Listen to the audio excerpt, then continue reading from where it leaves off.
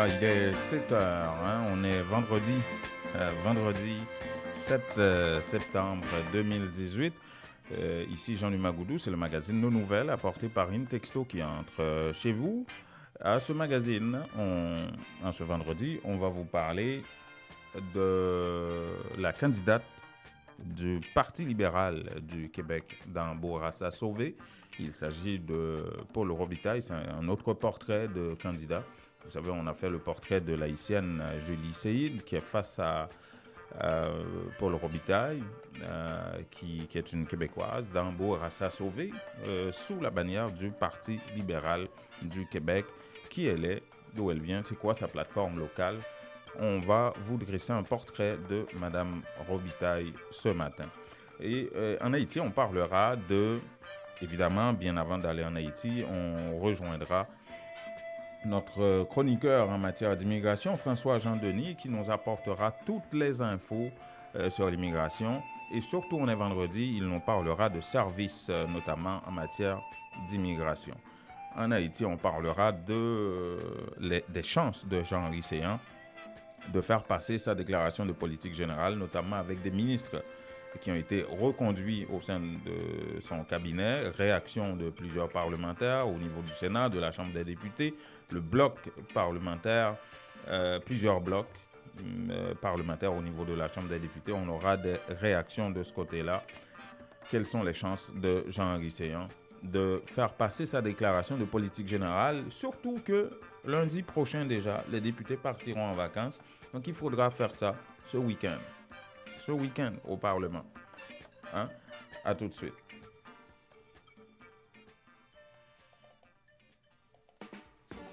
Christin Automobile, spécialiste de Chevrolet Buick GMC depuis 60 ans, situé à Pointe-aux-Trembles, au 12011 Sherbrooke-Est, vous offre 0% d'intérêt sur les modèles de 2018 jusqu'au 31 août. De petits modèles de camions, neuves d'occasion de toutes les autres marques.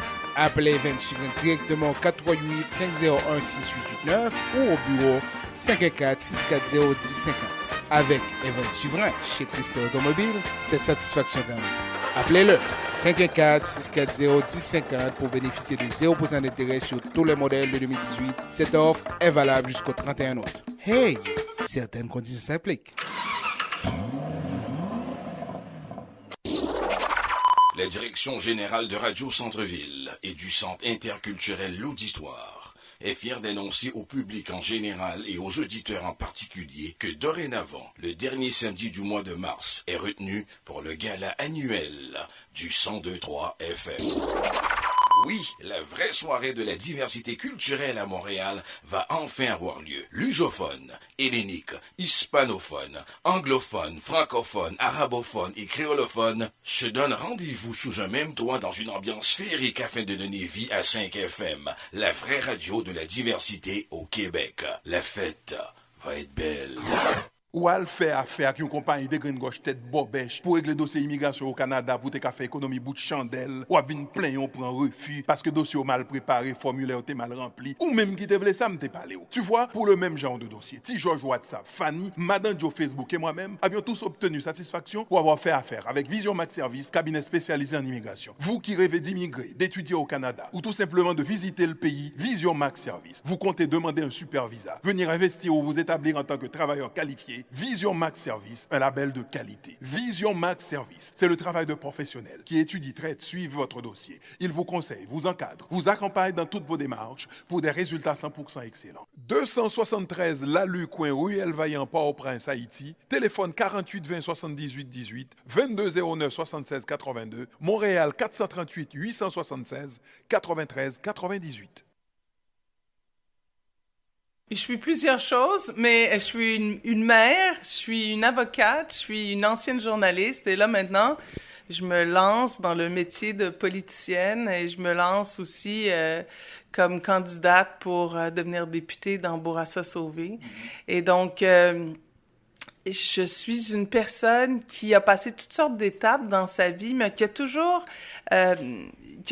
visé l'engagement social, ultimement l'engagement social. Quand j'étais journaliste, c'était entre autres pour montrer aux gens d'ici qu'est-ce qui se passait à l'étranger, comment essayer de décrire la vie des gens d'ailleurs, aussi d'expliquer les drames que certaines personnes vivaient ici ou ailleurs aux autres, à ceux qui m'écoutaient.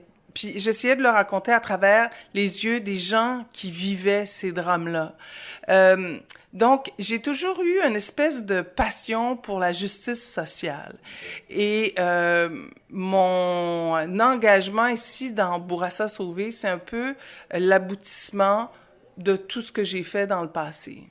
Donc, j'ai été d'abord journaliste, ensuite j'ai travaillé à la Commission de l'immigration, et puis à la Commission de l'immigration, je voulais en faire plus, parce qu'on entend des demandes, on est impuissant, et puis maintenant... Plus par rapport à quoi? Par rapport à l'engagement, par rapport à l'engagement face aux autres, à aider les autres, à améliorer la vie des autres. Et moi, c'est à travers ça que je veux m'accomplir, que je m'accomplis, en fait. Ça vous rappelle, il était journaliste, hein?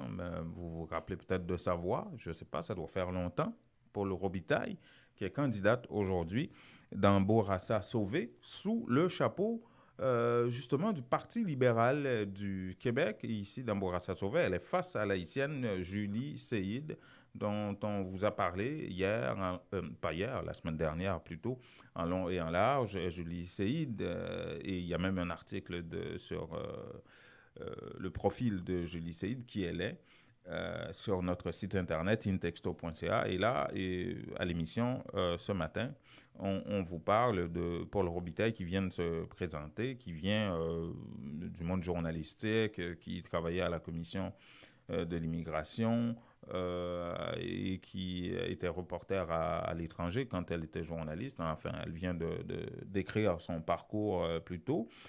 Et d'aucuns disaient qu'elle n'était pas dans Bourassa Sauvé. Bon, c'est pas ça la question, mais maintenant, elle est candidate dans Bourassa Sauvé pour le Parti libéral du Québec. Elle devrait remplacer, si elle est élue, évidemment, Rita De Santis, députée libérale de Bourassa Sauvé, qui se retire en politique.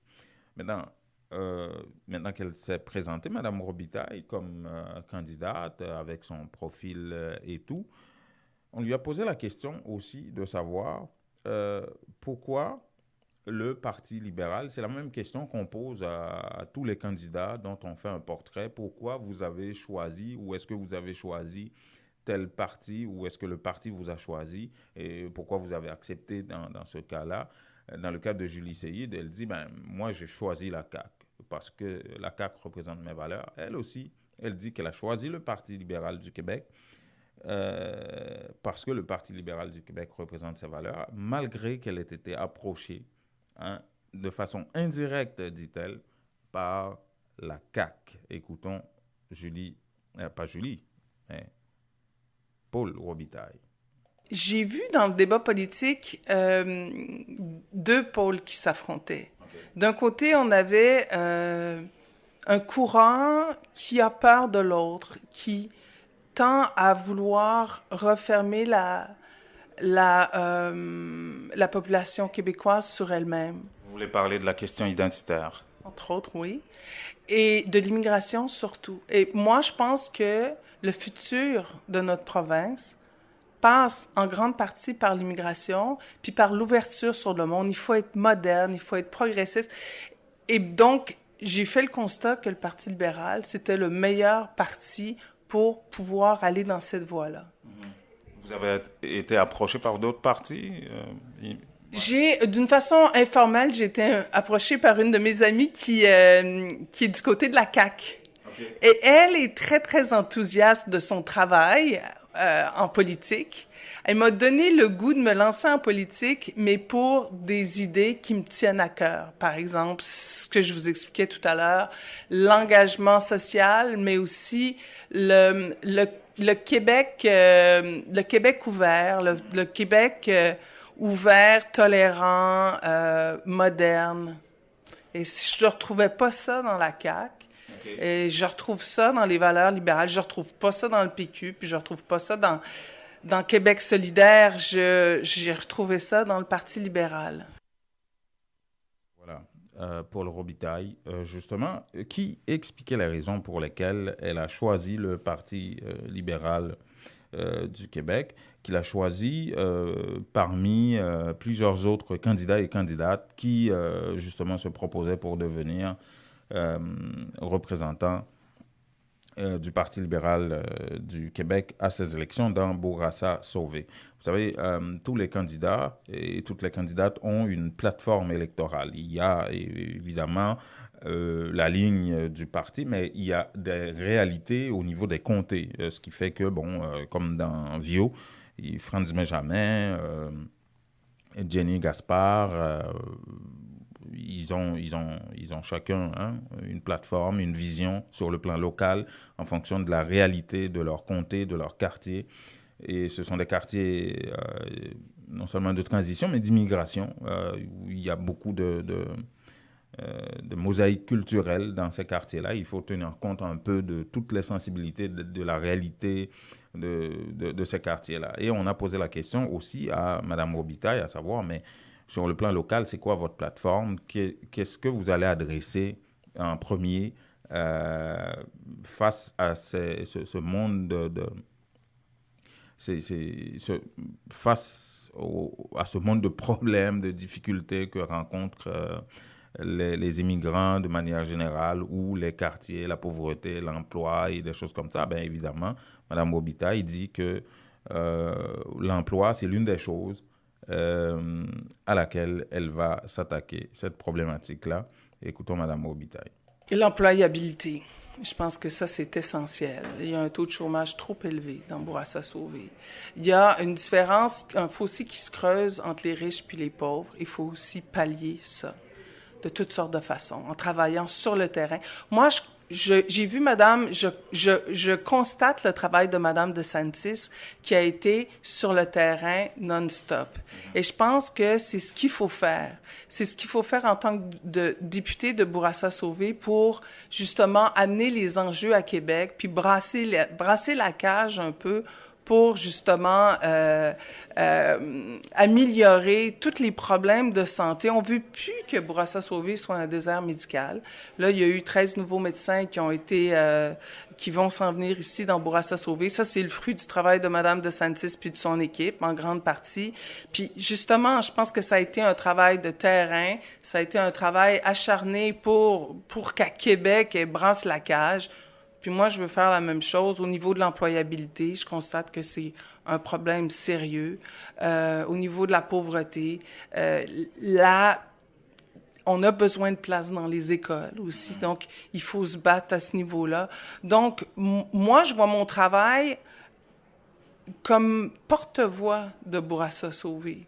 Parce que au plan macro, on n'est pas toujours à l'écoute des problèmes du comté comme tel. Et c'est à moi d'amener les enjeux à Québec puis de les régler. Voilà. François? Oui, Jean-Numa. Bonjour. Bonjour. Ah ben voilà. Là, on est vendredi. Malgré la fatigue, je me souviens qu'il faut toujours dire bonjour avant toute chose avec François. Oui, tout à fait, tout à fait. Bonjour à tout le monde. Comment il va? Oui, ça va très bien, ça va très bien. J'écoutais Mme Paul Robitaille. Oui, j'étais certain que tu écoutais, oui. Oui, je la connais parce que à la commission, je l'ai rencontrée 2 ou 3 fois, je me rappelle. Ah oui? Et puis elle était comment? Oui, comme commissaire, très compréhensive, très compréhensive. Je l'ai eu comme commissaire pendant 2 à 3 fois. Ah oui, tiens. C'est ça. Alors, parce que très bientôt là, on va, sur notre plateforme, on va aussi organiser un débat sur l'immigration. On va être en train de chercher les porte-paroles en matière d'immigration. Oh. J'imagine que si le Parti libéral gagne, alors ça c'est moi qui vous l'ai dit, elle serait peut-être une bonne candidate pour l'immigration parce qu'elle connaît le domaine. Elle était commissaire à l'immigration. Pour devenir ministre de l'immigration, tu dis? Oui, parce que, alors moi je dis ça, c'est comme ça parce que moi je n'ai aucune information, je ne suis pas dans le secret du Parti libéral. Alors, Mais c'est une personne, effectivement, qui connaît l'immigration et puis qui était très proche des gens. Mais on sait que, normalement, on doit voter la caille. Ah, ok, sans commentaire. Ben, écoute, c'est ton choix. Moi, je peux pas commenter ça, François, comme tu sais. Oui, c'est ça. Mais on doit voter la caille. La caille, c'est la caille. Oui, mais je m'attendais généralement à ce que tu me poses la question pour les médecins quand elle a dit que Mme Santis a fait venir 14 médecins. Mais pourquoi pas? Oui. Pourquoi pas les médecins ici? Pourquoi on devait faire venir ce médecin-là? Oui, l'histoire des médecins français, là. Ouais. Oui, tout à fait. Bon, alors, c'est sûr que le débat sur l'immigration fait rage. Et puis hier, il s'est passé, il a suivi tout ce qui a été dit. Mais les chefs de parti vont très loin, là. Monsieur Legault a même dit que nos petits-enfants risquent de ne plus parler français. Parce que d'ici quelques années, si on ne fait rien, il va très très loin. Et puis, ce sont des attaques, par exemple, de M. Kouya qui dit que M. Legault est en train de briser les familles parce qu'il dit qu'il va faire des coupures au niveau du programme de la réunification familiale. Alors, en tout cas, les couteaux volent bas. Oh là là, les couteaux volent bas et puis ça va loin dans la question identitaire. Hein? Ah oui, tout à fait. Et ça, c'est un jeu extrêmement dangereux. Oui. Lundi, je vous parlerai aussi, parce que RDI Économie, Gérald Fillon, a fait aussi une analyse sur la situation des immigrants, comment ils progressent. Globalement, il a fait comprendre que c'est pas aussi pire qu'on puisse passer, parce que là, on a les immigrants évoluent comme tout le monde, et puis, en tout cas, ah bon? Sur quoi il s'est basé, lui? Il prend des chiffres pour dire que les immigrants évoluent, les immigrants ont des postes, et puis, en tout cas, je vais vous parler oh là là. Chiffres. Ça veut dire que c'est le problème. Alors, maintenant, la question fondamentale, on va débattre avec nos invités, c'est la question fondamentale, c'est faut-il réduire le nombre d'immigrants pour mieux les intégrer?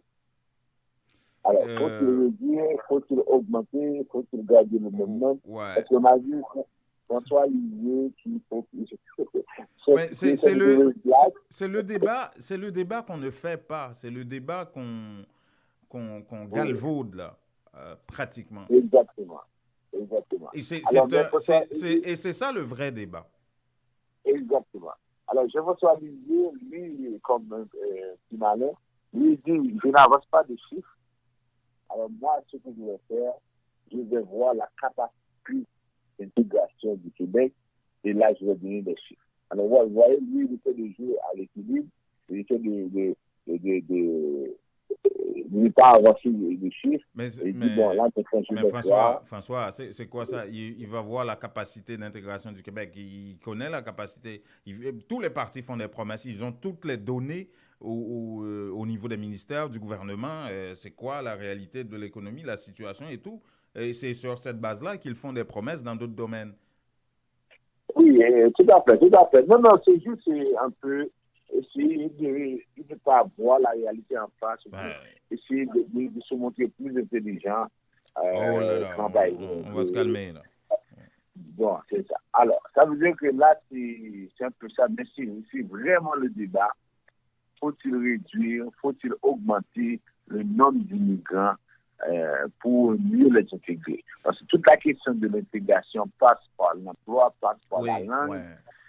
Mais mieux les intégrer aussi, François, c'est les ordres professionnels et les employeurs. Si on se base sur l'enquête de la BBC, qu'est-ce qu'il faudrait faire? Ce débat-là, il faudra le faire aussi. Des employeurs qui sont réticents à embaucher des immigrants qualifiés.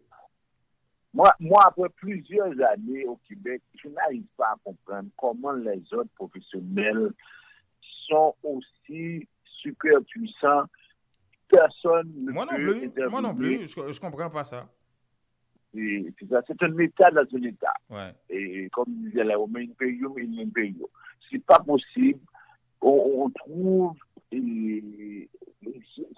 on a les directives, mais jusqu'à présent, ça continue à rester la même chose.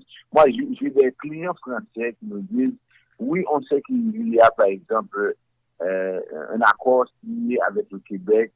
On veut venir ici pour être médecin. OK, des clients qui sont en France, des médecins de France aussi.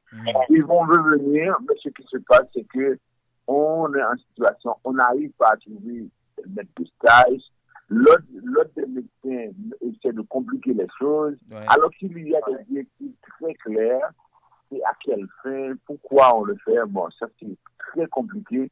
Pourquoi on n'arrive pas quelqu'un n'arrive pas à parler aux autres professionnels pour essayer de rendre les choses plus simples?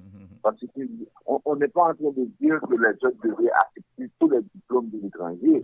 Mais si quelqu'un a été, par exemple, ingénieur dans son pays, il a pratiqué pendant 8 ans, pendant 10 ans, vous ne pouvez pas lui demander de recommencer toute la formation d'ingénieur. Ça ne fait pas de sens. Au moins, trouvez-lui une façon pour soit prendre un an de formation, ou 2 ans de formation. Oui. Question de l'adapter à la situation ici, au climat, à l'habitat, à notre manière de construire, ou des choses comme ça.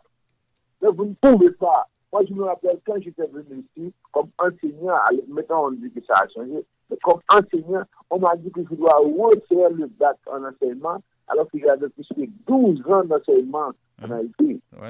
Alors, mais comment voulez-vous qu'on recommence, parce qu'on est plus jeune, alors on va recommencer 4 ans à l'université pour faire ça, mais c'est pas croyable. Là. Ça veut dire que je trouve que là, il faut faire quelque chose. Mais on va voir, et le débat, j'invite les gens à poser des questions aux candidats, ça doit être assez important. Il faut poser des questions, parce que est-ce qu'on doit diminuer, on doit augmenter, est-ce qu'on doit garder le même niveau pour mieux les intégrer? C'est sûr que l'intégration n'a rien à voir avec le nombre. C'est la capacité, surtout la volonté. Moi, je pense que c'est la volonté qui manque, ce n'est ni le nombre, ce n'est ni la capacité, parce que le Québec a la capacité d'intégrer 50 000. Mais cependant, quand on ne les intègre pas, il y a 26% de ces gens-là qui quittent la province chaque année. 26%, c'est beaucoup.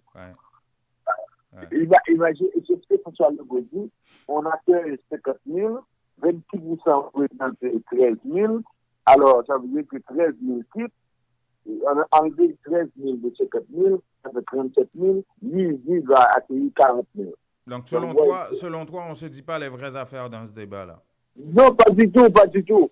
Il manque vraiment une volonté réelle de les intégrer. Et malheureusement, le parti qui a été au pouvoir pendant 15 ans. Le manque de volonté viendrait d'où? Des autorités politiques ou des employeurs, des Québécois de manière générale?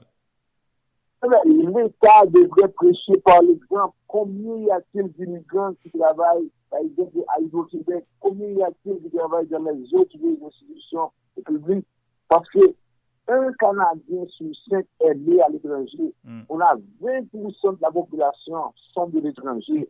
Si vous allez dans les bureaux publics, vous n'allez pas retrouver 20% des immigrants. Il y a à peu près peut-être 2, 3, 5%, je n'ai pas le chiffre, mais... Il y a quelques façades. Il y a quelques façades.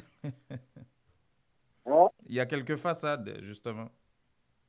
Oui, c'est ça. Ça veut dire que si vous, comme État, comme responsable, vous qui faites venir ces gens-là, vous ne les embauchez pas, comment vous allez demander au privé de les embaucher? Vous voyez, c'est ça, il manque de la volonté pour faire ça. Et normalement, celui qui porte le fardeau, c'est le Parti libéral, parce que c'est lui qui était au pouvoir depuis 15 ans. C'est lui qui était au pouvoir depuis 15 ans. Alors voilà la situation. Mais aujourd'hui, c'était le service. Rapidement, il va vous dire que nous sommes là et nous avons 2 bureaux à Montréal et à Port-au-Prince. À Port-au-Prince.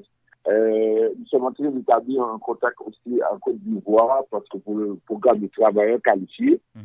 On a eu beaucoup d'appels pour ce programme-là et on attend le gouvernement du Québec parce que c'est pas nous qui devons commencer, c'est tout simplement, on n'a pas encore commencé le processus de réception des formulaires de déclaration d'intérêt. Alors, tout ce que vous avez à faire pour le moment, c'est de pouvoir préparer vos dossiers, votre diplôme, le parcours professionnel et ensuite le niveau de langue. Soit vous avez un diplôme en français, le DELF ou le DALF, soit vous avez, par exemple, vous allez passer le test de français. Ouais. Alors, pour le moment, c'est tout ce que vous avez à faire. Lorsque l'on va annoncer la date, nous, on va vous dire, une question sera au courant, on va la première, tout ça, alors on vous le dira. Ouais. Et pour le programme de permis d'études aussi, on sait qu'il y en a qui sont venus pour étudier, et il y a d'autres qui se préparent pour le final d'hiver. Alors, vous voulez effectivement aider réellement un parent à venir. Ça veut dire que vous ne voulez pas lui donner un poisson chaque jour. Vous voulez l'aider à apprendre à pêcher. Alors, venez nous voir. On va vous dire comment préparer un dossier de permis d'études afin de faire venir votre parent parce que c'est bon de le faire. Vous n'allez pas toujours avoir cette force-là pour travailler et envoyer de l'argent à l'étranger. Mais si au moins vous faites venir quelqu'un, ça va pouvoir l'aider à ce niveau-là. Ouais, absolument. Ensuite, le parrainage de conjoint, parrainage de parents, surtout le parrainage de conjoint, les gens qui s'envoient à l'étranger pour se marier, pour faire leur demande de parrainage, mais souvent, ils ne savent pas comment préparer leur demande de parrainage. Nous sommes là, nous allons les accompagner du début jusqu'à la fin, parce qu'il y a 3 étapes importantes avant le mariage, pendant le mariage et après mariage. Ça veut dire que nous allons accompagner ces gens-là du début jusqu'à la fin. Oui. Après ça, pour les questions de visa de visiteur, si vraiment vous avez besoin d'un visa de visiteur, ça veut dire que vous pouvez vous adresser à nous. Nous allons vous accompagner dans ce sens-là. L'asile, pour les gens qui sont ici en visite à Montréal, c'est sûr que tout le monde vous dit beaucoup de choses. Ah oui, c'est le moment de faire votre demande d'asile. Non, c'est-à-dire qu'il n'y a jamais eu un moment propice. Il n'y aura jamais un moment propice pour faire votre demande d'asile. Vous faites une demande si et seulement si vous avez un problème. Oui. Mais vous ne le faites pas parce que c'est la mode, parce que les gens vous disent ce qu'il faut faire. Oui. Alors, deux adresses avec le numéro de téléphone 438-382-9398, 438-876-9398. En Haïti, 48-20-78-18, 22-09-76-82. Visiomax Service est là pour donner les services à la hauteur de vos attentes. Voilà. Et ces numéros, vous pouvez les retrouver également qui défilent sur Facebook, sur notre site Internet, les numéros, tous les contacts de François Jean-Denis, si jamais vous avez des questions pour lui. Merci beaucoup, François. On est vendredi. Merci beaucoup. Oui, Dieu merci. Dieu merci. Voilà, bonne journée, François. Bonne journée, OK. Bye. Christin Automobile, spécialiste de Chevrolet Buick GMC depuis 60 ans, situé à Pointe-aux-Trembles, au 12011 Sherbrooke-Est, vous offre 0% d'intérêt sur les modèles de 2018 jusqu'au 31 août. De petits modèles de camions, neuves d'occasion de toutes les autres marques. Appelez Event Suivant directement au 438-501-6889 ou au bureau 514-640-1050. Avec Event Suivant chez Christin Automobile, c'est satisfaction garantie. Appelez-le 514-640-1050 pour bénéficier de 0% d'intérêt sur tous les modèles de 2018. Cette offre est valable jusqu'au 31 août. Hey, certaines conditions s'appliquent. La Direction générale de Radio Centre-Ville et du Centre interculturel L'Auditoire est fière d'annoncer au public en général et aux auditeurs en particulier que dorénavant, le dernier samedi du mois de mars est retenu pour le gala annuel du 102.3 FM. Oui, la vraie soirée de la diversité culturelle à Montréal va enfin avoir lieu. Lusophone, hellénique, hispanophone, anglophone, francophone, arabophone et créolophone se donnent rendez-vous sous un même toit dans une ambiance féerique afin de donner vie à 5 FM, la vraie radio de la diversité au Québec. La fête va être belle. Ou à le faire affaire avec une compagnie de grande gauche tête bobèche pour régler dossier immigration au Canada pour te faire économie bout de chandelle. Ou à venir plaindre on prend refus parce que dossier mal préparé, formulaire t'es mal rempli. Ou même qui te voulait ça me t'es parlé. Tu vois, pour le même genre de dossier, Ti George WhatsApp, Fanny, Madame Joe Facebook et moi-même avions tous obtenu satisfaction pour avoir fait affaire avec Vision Max Service, cabinet spécialisé en immigration. Vous qui rêvez d'immigrer, d'étudier au Canada ou tout simplement de visiter le pays, Vision Max Service. Vous comptez demander un super visa, venir investir ou vous établir en tant que travailleur qualifié. Vision Max Service, un label de qualité. Vision Max Service, c'est le travail de professionnels qui étudie, traite, suivent votre dossier. Il vous conseille, vous encadre, vous accompagne dans toutes vos démarches pour des résultats 100% excellents. 273 Lalu, coin Ruelle Vaillant, Port-au-Prince, Haïti. Téléphone 48 20 78 18, 22 09 76 82. Montréal 438 876 93 98. Vous dormez mal la nuit? Votre matelas vous donne des maux de dos? Eh bien, la Maison du Matelas Confort Plus a le somnifère pour vous. En plus des matelas confortables, vous trouverez chez Confort Plus tous les électroménagers à des prix d'entrepôt. 3 adresses pour vous servir. 5600 Henri Bourassa Est, local 34, téléphone 514 315 46 48. Au 64 25 Boulevard Léger à Montréal-Nord, téléphone 514 321 53 98 et au 29 40 rue Remembérance à La Chine, téléphone 514 658 93. Votre confort est à la Maison du Matelas.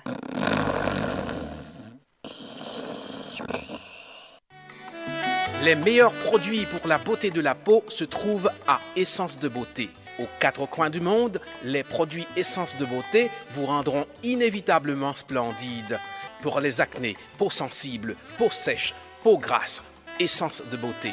Avec les produits nettoyants, hydratants, revitalisants de Essence de Beauté, une visite s'impose aujourd'hui même au Petit Royaume de la Beauté, 72 34 rue Saint-Hubert, au coin de Jean Talon à Montréal, ou encore composez le 514 273 56 66, New York, au 182 17 Jamaïca Avenue, 718 454 14 36. Les temps deviennent de plus en plus difficiles. Dès que possible, vous devez économiser pour de meilleurs lendemains. Unitransfert vous présente la solution Direct Transfert pour les raisons suivantes. Vous êtes certain que votre argent est déposé directement à la Unibank sans passer par des inconnus. Les bénéficiaires ont accès à leurs fonds rapido presto aux succursales de la Unibank, plus grande banque commerciale établie partout en Haïti. Vous recevez une prime, un bonus. Ne les gardez pas avec vous. Pour ne pas tout dépenser, économisez un peu. Faites un direct transfert sur votre compte à la Unibank. Lorsque vous voyagez en Haïti, votre argent vous attendra sans embâche. Donc, beaucoup moins de casse-tête.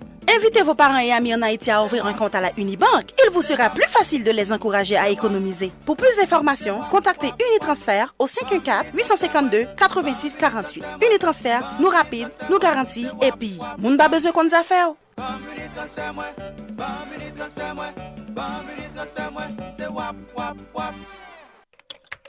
Que regardez-vous sur votre tablette?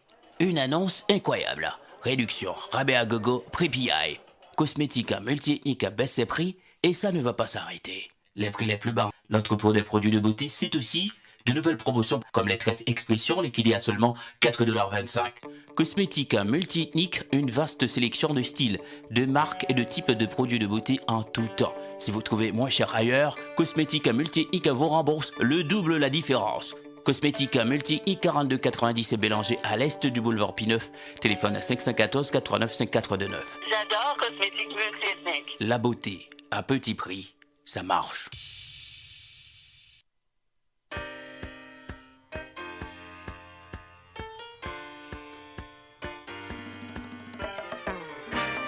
Voilà, vous écoutez le 102.3 FM Radio Centre-Ville à Montréal. C'est le magazine Nos Nouvelles apporté par Intexto. Il est 7h34 minutes.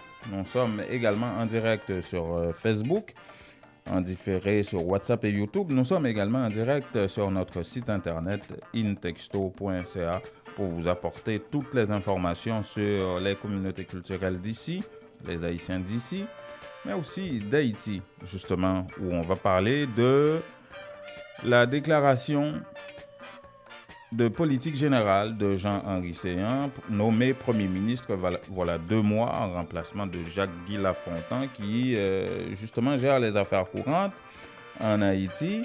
Et le Sénat est en train de voir si, possiblement, on pourrait ratifier la déclaration de politique générale de Jean-Henri Séan. Les 35 copies de cette déclaration ont été acheminées au Sénat pour fin de séance.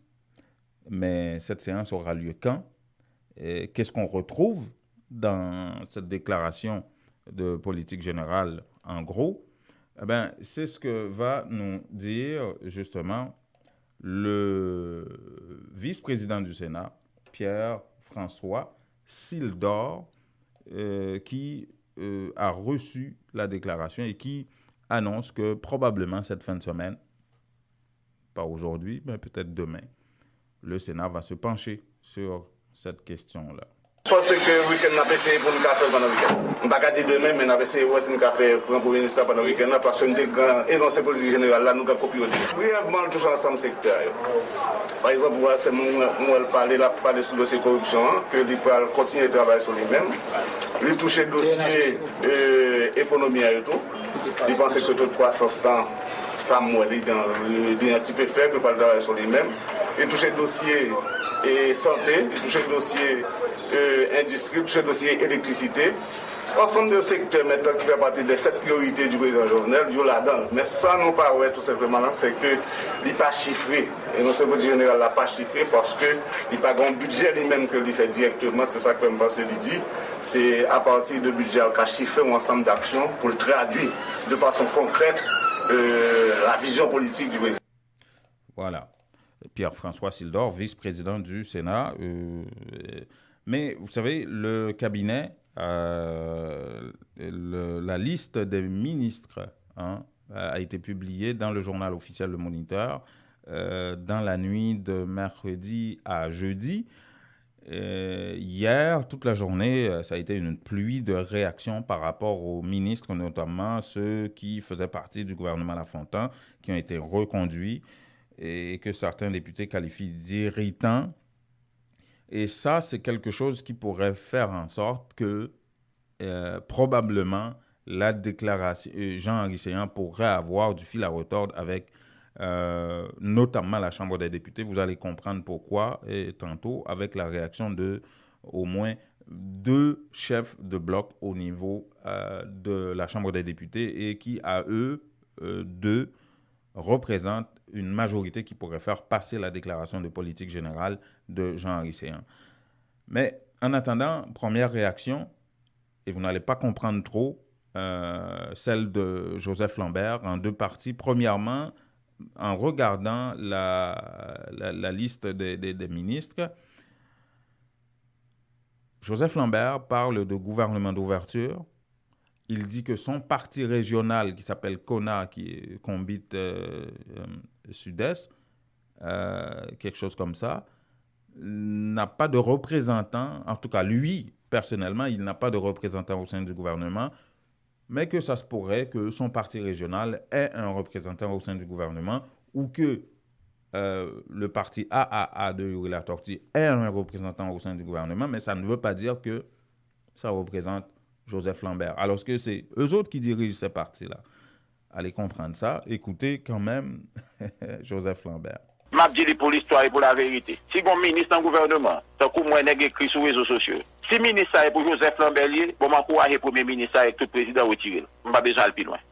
Puis gars pour venir dire me liguer là, c'est pas ou même mais c'est parti politique ou. Moi c'est pas même pas là. Écoutez bien, entre eux, Joseph Lambert, sénateur de la République, entre eux, Yuri Latortue, sénateur de la République, et le parti AAA, ou bien CONA, il y a un monde de différence parce que AAA pas réduit à Yuri Latortue. CONA pas réduit à Joseph Lambert. Rémy Haïti pas réduit à Séan. Parlez-vous tout. Et CONA, donc CONA a un représentant dans le gouvernement alors? CONA pas un représentant dans le gouvernement, Marie-Louise. Et ministre qui reconduit? Moi, je ne sais pas anomalie qui est dans ça. Si un ministre était fourni un travail appréciable et apprécié, et que le président de la République, tout comme le nouveau premier ministre, estimé que ministre, il y a lieu que retourner ensemble avec eux, il doit retourner avec eux. D'ailleurs, sur 18 ministères, il n'y a que 6 ministres reconduits. Il y a 12 ministres qui écartés. Pour moi-même, je ne crois pas que c'est un bagage exagéré. 1, 2, moi estime, je ne dis pas qu'on est qui est choué, qui est choupaé. l'homme de qui est choyé, moi non yo, me connais en pile là-dedans yo, mais nous pas qu'à dire avec précision qui pratique ba yo, qui pratique pas ba yo. Ça, c'est Joseph Lambert qui dit qu'il n'a pas de problème à ce que des ministres qui n'ont pas encore obtenu décharge de la part de la Cour supérieure des comptes soient reconduits dans l'actuel gouvernement. Alors que c'est ce que dit les règlements, c'est ce que disent les règlements et c'est ce que dit la Constitution de ce côté-là. Il faut obtenir décharge si vous avez été comptable de deniers publics. Et c'était des comptables de deniers publics, ces ministres-là.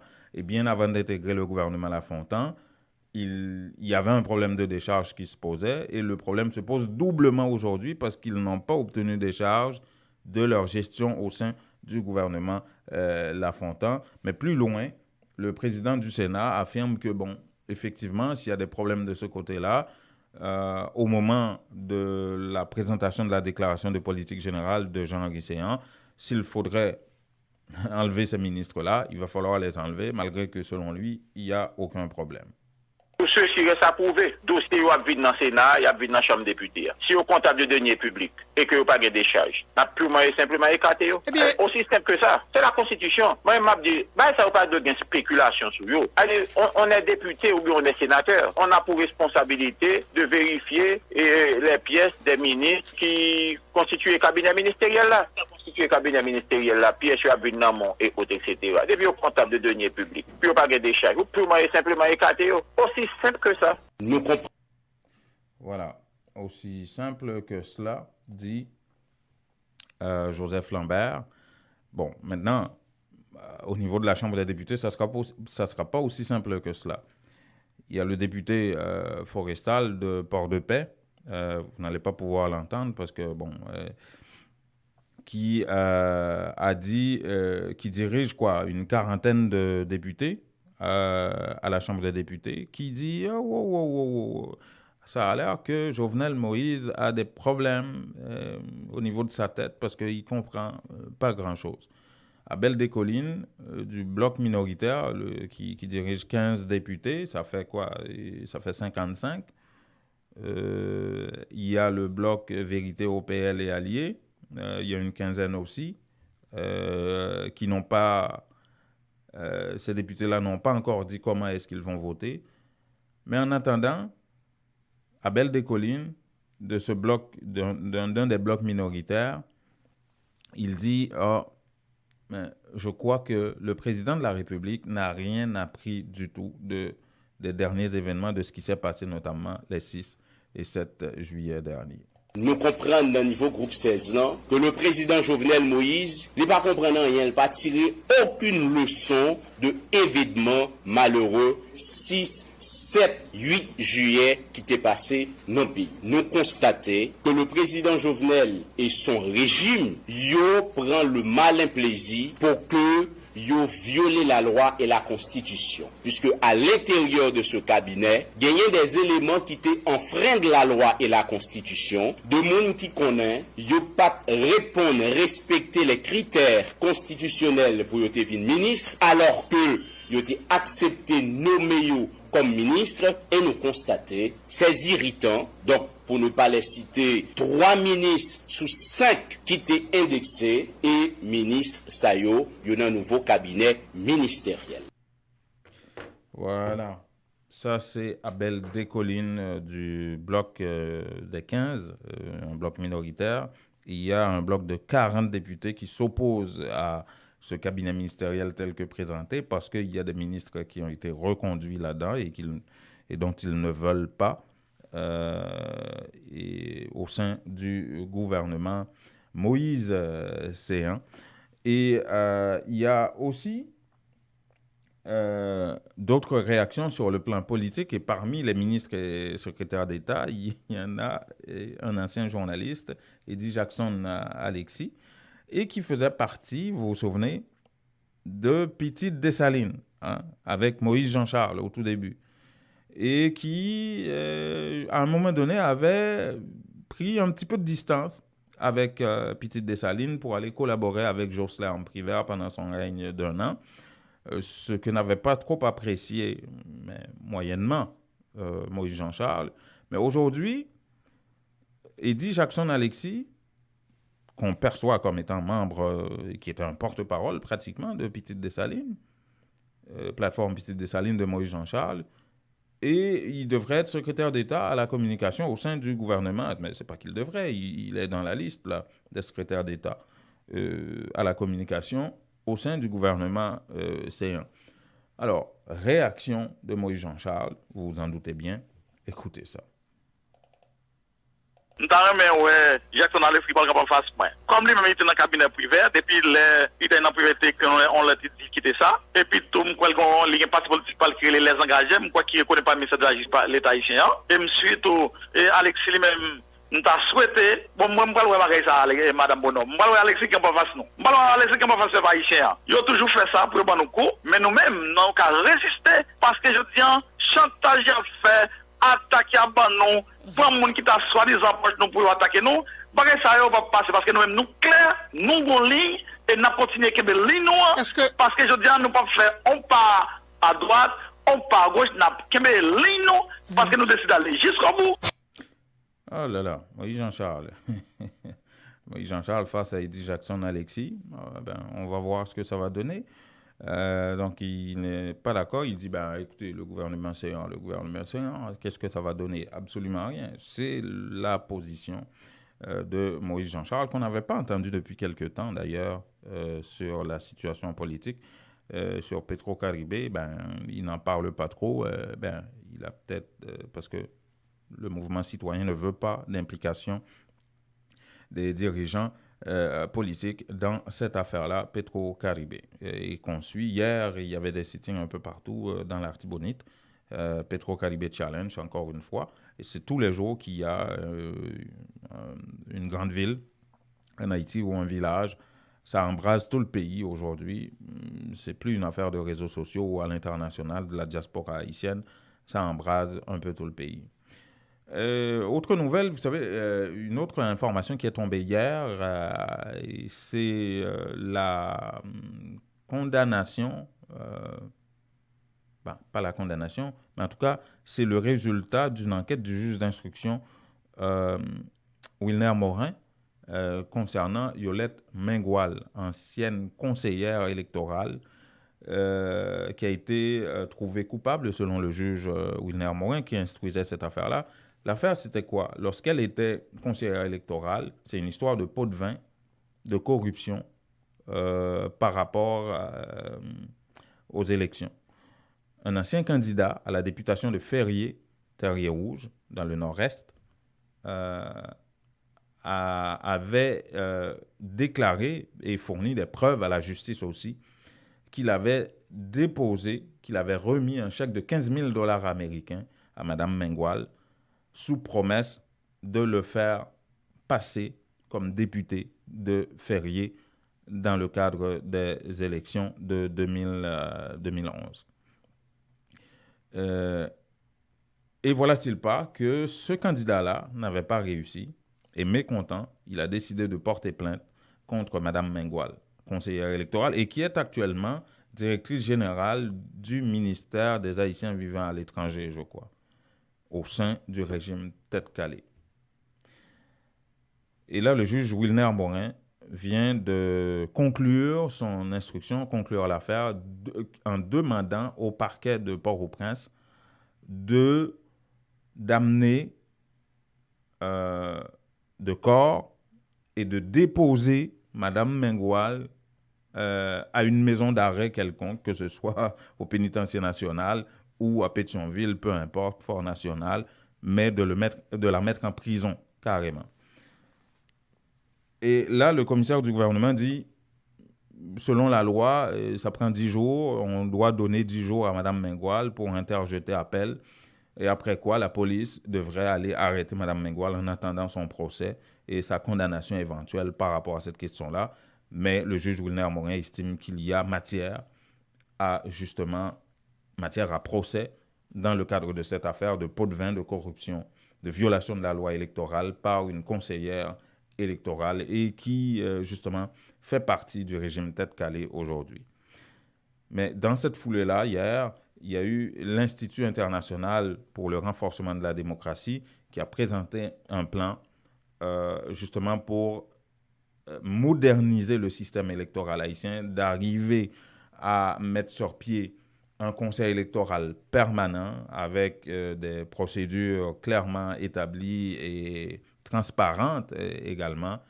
Et c'est une ancienne conseillère électorale aussi, Marie-Laurence Jocelyn-Lassègue, ancienne journaliste, qui a travaillé avec l'Institut international sur la question et pour faire des propositions que vous allez entendre maintenant.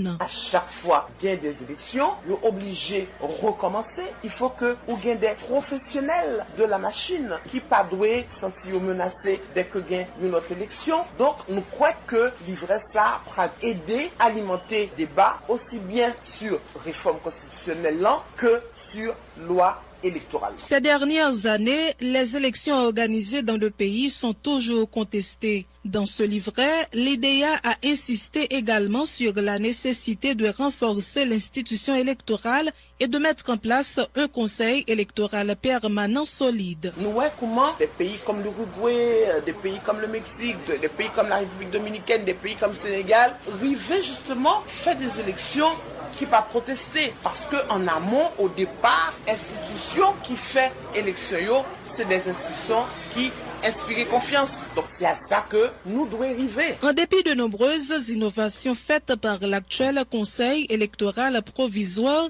l'IDEA estime que des améliorations doivent encore être apportées dans le système électoral haïtien. En ce sens, l'organisation a cru bon de formuler certaines recommandations aux autorités compétentes en vue de faciliter un meilleur fonctionnement du CEP. Il dit par exemple, moun k'ap vin dans la direction exécutive là que son concours qui fait, il parlait de valider budget que le pral veiller by instance compétente. Il parlait de approuver politique qui est envisagée pour moun qui pral dans la direction exécutive là. Il parlait tout de valider recrutement, moun que yo pral embaucher dans organisme déconcentré. Voilà, hein? Ça c'est un reportage de Marie-André Bélange de Radio Vision 2000 qui nous parlait de ça. Et puis un autre petit sujet juste avant de clore la partie haïtienne, toujours en parlant de changements, d'amendements, que ce soit au niveau de la façon d'organiser des élections, mais aussi au niveau de la Constitution. Vous vous souvenez de ce rapport présenté par le député de Pétionville, Jerry Tardieu, qui a travaillé sur un projet d'amendement de la Constitution et qui a fait une trentaine de recommandations à la nation, en fait. Et Michel Martelly, dans toute la foulée de cette déclaration à l'emporte-pièce, en ce qui a trait à Petro-Caribé, a réagi aussi sur la question d'amendement comme ancien président. Ça a l'air qu'il n'est pas trop d'accord avec ce qui se passe. Il déplore le fait que Jerry Tardieu, qui dirigeait ces travaux-là, ne l'ait pas contacté, ne lui ait pas demandé son avis, alors qu'il a eu une expérience pendant 4-5 ans là, au pays. Et il déplore le fait que Jerry Tardieu ne l'ait pas contacté à ce sujet. Je pense que le week-end, on a essayé pour nous faire pendant le week-end. On ne va pas dire demain, mais on a essayé pour nous faire. Nous sommes anciens présidents. Moi-même, je réfléchi sur Bayo, moi, le privé déjà, moi, le Jean-Max Bellerive, moi, le Tatrouillot, moi, l'on de monde. Si David Dieu a fait affaire, et puis, il y a une proposition, il va demander des gens qui sont présidents, qui problème il y a. David Dieu a fait affaire par la paix. Ah bon? Ah bon? Donc, il paraît là, c'est ça? Non, il ne va pas gérer l'homme, non? Mais moi-même, qui était président, qui était confronté à des difficultés, je ne connais pas qui ça Aristide te joindre. Je ne connais pas qui ça Boniface te joindre. Je ne connais pas qui ça Avril te joindre. Je ne connais pas qui ça Bellerive te joindre. Qui ça Michel Pierre-Louis te joindre. Qui ça Jacques-Edouard Alexis te joindre comme problème. Parce que nous ne parlons pas de camp, nous parlons d'Haïti. Donc, sous besoin de jouer une solution, il faut qu'on aborde des problèmes sous tout angle. Pas son camp, son parti. Voilà, Michel Martelly, qui par ailleurs s'est excusé longuement dans une note de clarification, ce que Martin Bout de la Digicel lui avait demandé de faire, hein, c'était le mot de M. Bout, clarifier cette déclaration. Et sa note s'appelle note de clarification, justement, où il s'est excusé et qu'il a autre chose qu'il a confirmé dans sa note de clarification aussi. M. Bout lui avait demandé de confirmer que c'était de l'humour et qu'il n'a aucun investissement, aucun fonds dans l'hôtel Marriott, par exemple. Et ce qu'il a fait dans une note de 2 pages, pratiquement, où il explique les circonstances. Il disait que c'était dans le cadre de l'humour. Il a fait ses déclarations en janvier. Il les a reprises à New York le week-end dernier. Encore, c'était l'humour pour lui. Il s'est excusé. La direction générale de Radio Centre-Ville et du Centre interculturel L'Auditoire est fière d'annoncer au public en général et aux auditeurs en particulier que dorénavant, le dernier samedi du mois de mars est retenu pour le gala annuel du 102.3 FM. Oui, la vraie soirée de la diversité culturelle à Montréal va enfin avoir lieu. Lusophone, hellénique, hispanophone, anglophone, francophone, arabophone et créolophone se donnent rendez-vous sous un même toit dans une ambiance féerique afin de donner vie à 5 FM, la vraie radio de la diversité au Québec. La fête va être belle. Voilà, c'est pratiquement la fin de cette émission, de ce magazine, nos nouvelles apportées par InTexto tous les matins sur les ondes de Radio Centre-Ville à Montréal, le 102.3 FM. Nous étions en direct également sur Facebook, en direct sur notre site Internet, et nous serons en différé sur WhatsApp et YouTube un peu plus tard. Il est 7h56. Et juste avant de vous quitter, un petit commentaire sur Jean-Henri Séan. Quelles sont ses chances de faire passer sa déclaration de politique générale? Il a cette fin de semaine pour le faire. Et ça se corse au niveau de la Chambre des députés. Au niveau du Sénat, on verra. Parce on va voir ce que ça va donner. Et surtout avec une liste de ministres qui sont des irritants pour certains députés. Et le double discours de Joseph Lambert qui dit « Oh, écoutez, c'est un gouvernement d'ouverture. Moi, je personne au sein du gouvernement, mais mon parti est là. » Et que le problème de décharge n'en est pas un véritablement. Voilà, c'est le président du Sénat qui dit ça. Joseph Lambert. 7h57. Merci, on est vendredi, Dieu merci. Passez un très bon week-end ici, Jean-Numa Goudou. Bonne journée sur le 102.3 FM Radio Centre-Ville et bonne journée sur Facebook, vous qui nous suivez sur InTexto.